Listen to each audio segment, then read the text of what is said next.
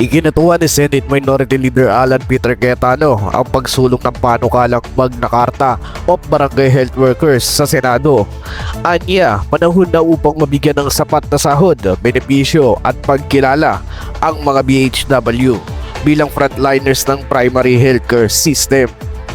Layunin ng panukala na tapusin ang matagal ng sistemang voluntaryo at gawing formal ang kanilang employment status sa mga lokal na pamahalaan. Sa ilalim nito, magkakaroon sila ng mga karapatang kompensasyon at mas malinaw na seguridad sa trabaho.